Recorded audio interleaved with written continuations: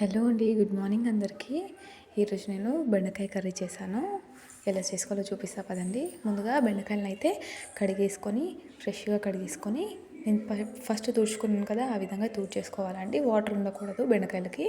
తర్వాత ఈ విధంగానైతే చిన్న చిన్న పీసెస్గా సన్నగా కట్ చేసుకోవాలండి. ఫ్రై కదా, ఫ్రైకి సన్నగా అయితేనే బాగుంటుంది. అన్న అయితే కట్ చేసేసుకుంటున్నాను నేను. ముందుగా స్టవ్ వెలిగించుకొని బాండీ పెట్టేసుకోండి. బాండీ హీట్ అయ్యాక కొద్దిగా ఆయిల్ వేయండి. 1 టేబుల్ స్పూన్ లేదా 2 టేబుల్ స్పూన్ వేయండి. ఫ్రై కాబట్టి ఎక్కువ పడుతుంది ఆయిల్. ఆయిల్ హీట్ అయ్యాక ఇందులో కొద్దిగా జీలకర్ర వేయండి. కొద్దిగా జీలకర్ర వేగిన తర్వాత పచ్చిమిర్చి వేసేయాలి. పచ్చిమిర్చి కొద్దిగా లైట్గా ఫ్రై అవ్వాలి. కొద్దిగానే ఫ్రై అవ్వాలండి. లైట్గా అయిన తర్వాత ఇందులో కొద్దిగా జీడిపప్పు వేస్తే చాలా బాగుంటుందండి. అలాగే కొన్ని పల్లీలు, జీడిపప్పు పల్లీలు వేస్తే బెండకాయ చాలా అంటే చాలా బాగుంటుంది. మీరు కూడా ఒకసారి ట్రై చేయండి. ఇందులోనే కొద్దిగా కరివేపాకు వేసానండి. నేను లైట్గా ఫ్రై చేసేసుకున్నాను. చూడండి, కరివేపాకు క్రిస్పీగా అవుతుంది. అప్పుడు టేస్ట్ చాలా బాగుంటుంది. పడేయడానికి కూడా రాదు, అంత బాగుంటుంది.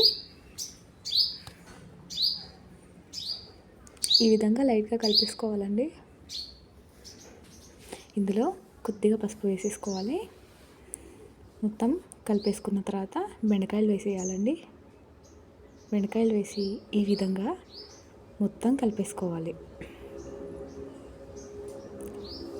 అన్నిటికీ పసుపు ఆయిల్ బాగా కలిసేలాగా కలిపేసుకోవాలి కంప్లీట్గా.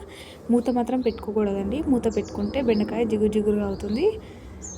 తినాలని కూడా ఉండదు చాలామందికి. అలా అవుతే నేను ఇందులోనే సాల్ట్ కూడా వేసేసాను. సాల్ట్ వేస్తే తొందరగా ఫ్రై అవుతుంది కాబట్టి సాల్ట్ వేసేసాను.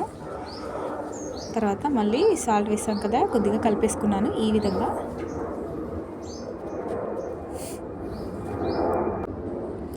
బెండకాయ చేసినప్పుడు ఎప్పుడైనా సరే అండి, మూత పెట్టుకోకూడదు. చూడండి, ఫ్రై అయిపోయింది. అంతే అండి, చాలా ఈజీగా చేసేసుకోవచ్చు. లాస్ట్గా అయితే కొత్తిమీర వేసేస్తున్నాను నేను.